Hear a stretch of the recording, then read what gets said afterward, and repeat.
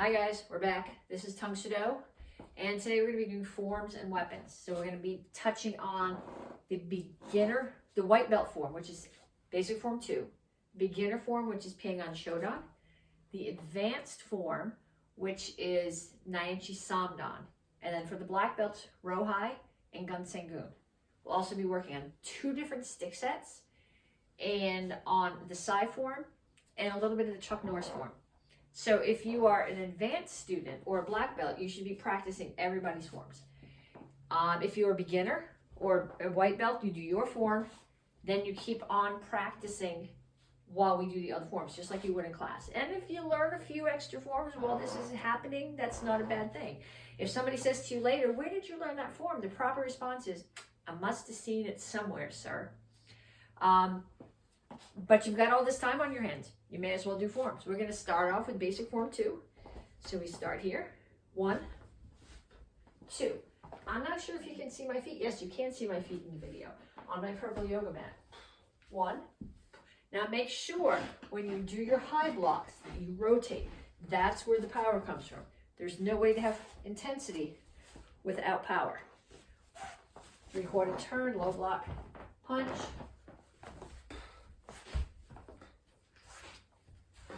Make sure that your hips rotate.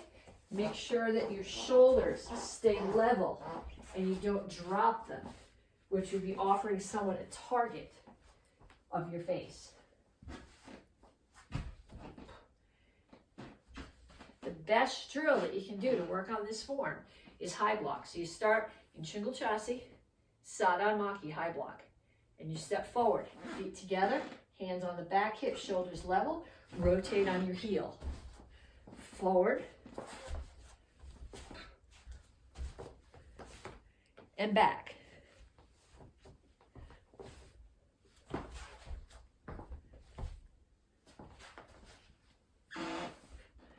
And you do that. In order for it to be proficient, you have to have done it hundreds of times. Next one that we're going to do is from the beginner class. Pyeongan Shodan, Common Peace of Mind, Common Peace of Mind, Stage 1. There are 5. This is the first one. It's the only one that's actually a beginner form. The rest of the Pyeongs are advanced forms. So we start here. At the very beginning, it looks just like basic form, a combination of basic form 1 and form 2. 1, 2. You look, you throw that block and someone grabs your hand. Pull it away. I think you can see my feet in the video. It's a tiny little calf stance. So my heel, my right heel is resting on my left ankle. Back fist, step forward and punch. Look, low block, rotate, center block. Now just like basic form 2. 3 times, high block and punch. Now it turns into basic form 1 for a bit. Low block, punch, low block, punch, and towards the back. 1, 2, 3, 4. Make sure when you do this block, it's going to end there. So it's got a chamber there. Straight out, block. Next one ends there. So the chamber has to be to the opposite corner.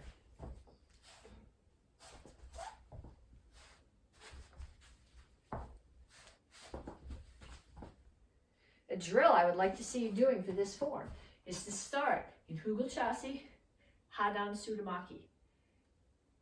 Solar plexus of the front of the hand that's over your chest. Wrist is over the solar plexus. Other hand is blocking your leg. Turn.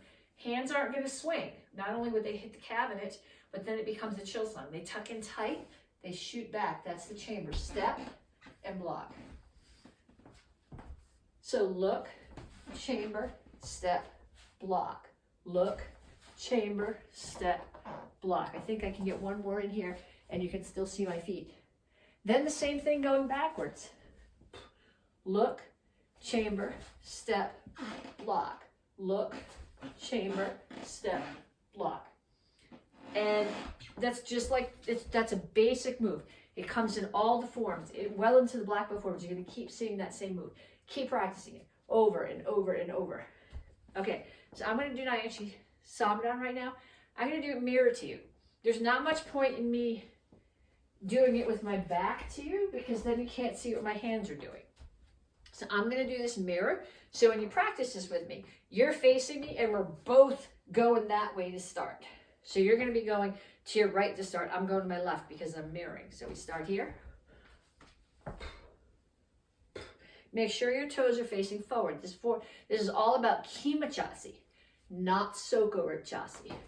Step, step. I want to make sure that I stay inside the, I left the move out. Skip that, rewind. I was so busy talking to you, I messed up the form. I want to make sure that I stay inside the frame here.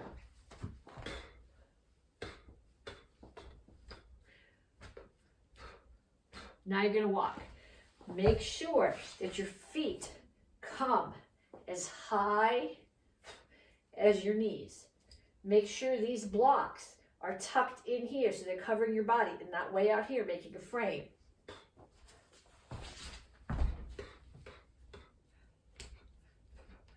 I'm going to run on space. So there's no backward steps, but if I don't take them, I'm going to run into the couch. And this form isn't going to work anymore. So the things that I want you to focus on when you're practicing that form are your stance. That your knees are bent, your toes are pointed.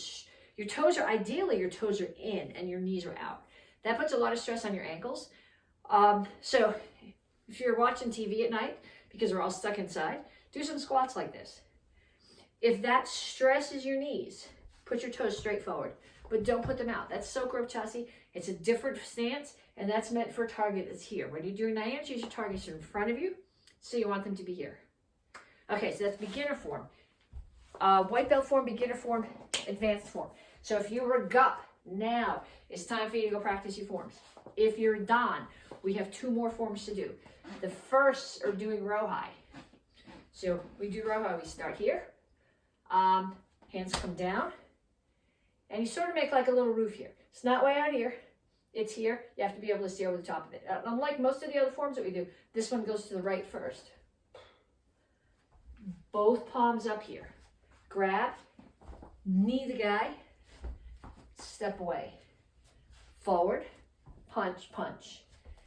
I'm going to swing my arm over, down into a low horse stance. Here's a block, and then pull my weight away as I punch. I'm not hopping back on this. I'm stepping forward. This whole phrase chases down. Block, block, punch, punch, sweep, close kneel. My knee's not on the floor. The guy that I just swept is under there, so my knee is above him. Hop back. Block. This time there's no step. Punch, punch. Back.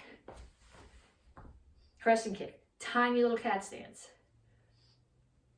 1, 2. Tiny little cat stance. High block. Uppercut. Step back. Low. High. And here. When I went to the back, what I did is I did a high block. And what I want you to think about when you do that high block is that you're not blocking something so much as using this surface to strike up under someone's throat. Then you swing your head over the back of their neck, pull their head in, and uppercut to the throat. So it looks like a block and a throw, but it's a strike, a grab, and a pull down. So think about the violence there. That form is for the firsts. The seconds and thirds are doing Xingu. Some of the firsts know this. If you know this, practice it. If you don't know this, maybe you'll have an extra form at the end of this. It's not necessarily a bad thing, because no matter how many times you do it, you can always make it better. So I'm going to show you this form. Sometimes when I do this, it runs into Pilsan, which we did last summer. So if it does, bear with me and I'll come back and start again. But it's called Xingu.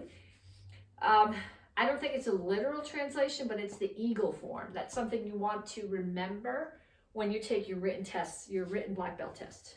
So we start here. Let's see. Starts down.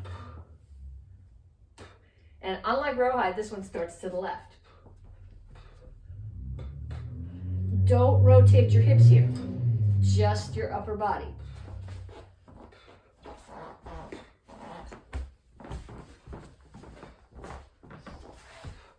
Index.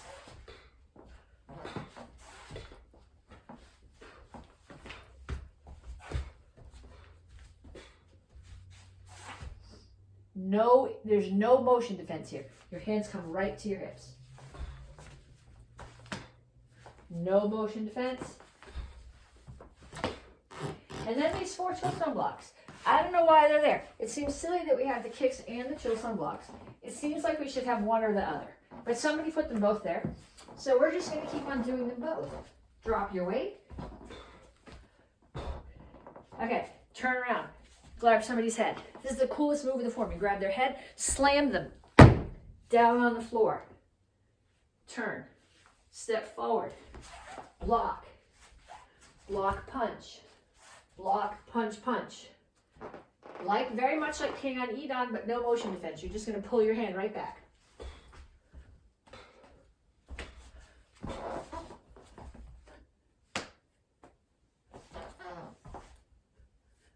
Pivot on the right foot. This is a pop-up front kick. And strike. End of the form. So this would be a good time right now for everybody to pause the video. Run through your form a bunch of times. Because if you were taking class, I would set your group to work on something while I went to ask the other groups if they had questions. So right now, pretend it's that time. Pause the video, go practice it.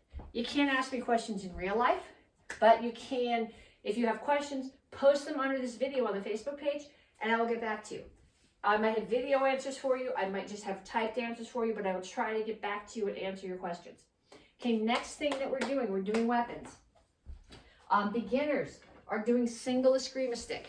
It's a 16 count. So we start here, courtesy, step back. I'm going to watch out for the television here. This hand is up, protecting my face. It's a 16 count. The first 8 counts are strikes.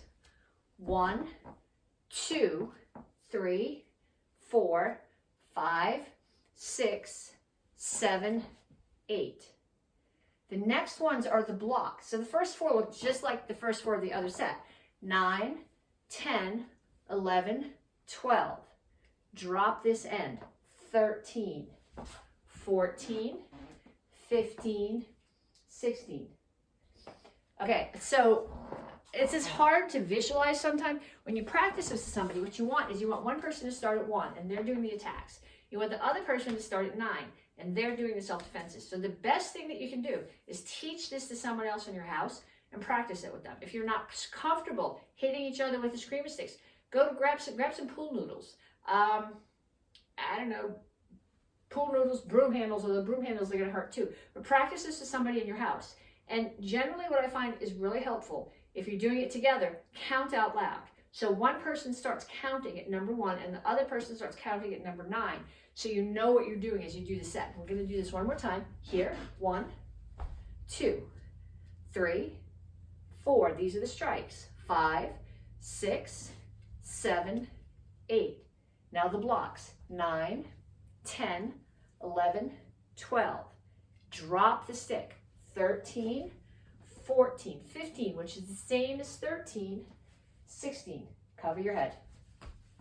Okay, so if you're a beginner, now it's time to go practice that or pick up the other stick and learn some extra stuff. There's nobody there right now telling you can't. This is the more simple of the 2 stick sets, but the strikes that we did in the beginner set all went through. They followed through.